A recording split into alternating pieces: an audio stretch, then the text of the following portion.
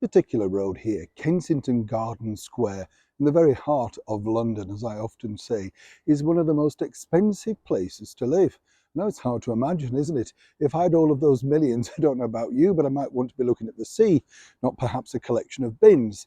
But there is one sort of thing that may appeal to you, particularly if you're coming over to London, perhaps for a summer break or a few days. And as you know, on this channel, I like to share, we like to share, don't we, between us, I know. Well, apart from drinks and biscuits, we like to share, don't we? But seriously, it's interesting to find little things that may appeal to you, because you kind of think, yeah, I wouldn't mind going to that.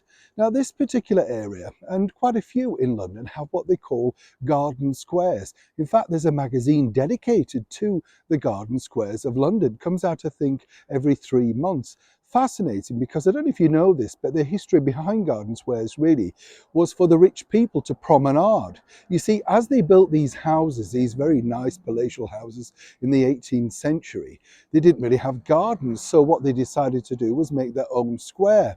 And then you could wander around, saying good morning or good afternoon, or simply just sitting, taking the air with your neighbours.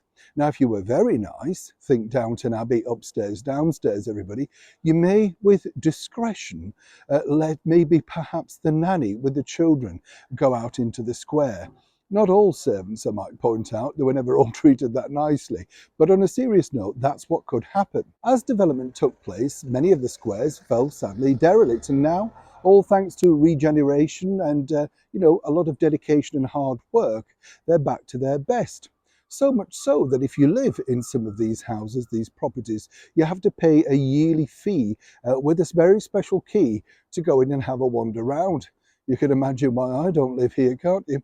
But the bottom line is they do put on some wonderful events, and I wanted to share this with you. As I say, if you're coming over to London, they're actually doing Shakespeare in the Squares.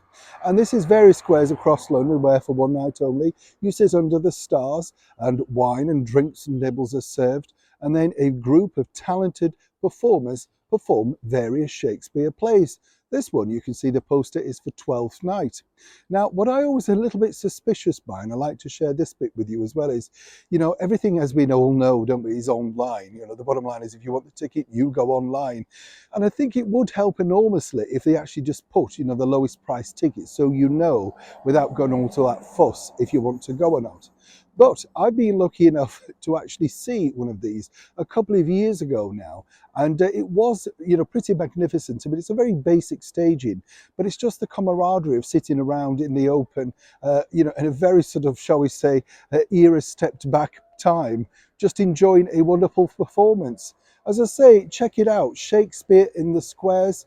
Nothing in it for me. I'm not associated, I'm not endorsing it, I'm not an ambassador, all of those things. It's just something you stumble across and think, you know what, I think my chums online would like this. So as ever, I'd love to know whether you do something similar in your part of the world. Have you ever been to an open air performance? And as ever, I also love the idea, which of course they still have, but not as much, of those drive-in movies. They always looked really good, but was the sound rubbish? If you ever went, let me know, I'd love to know. As ever, Neil Sean in the very heart of London.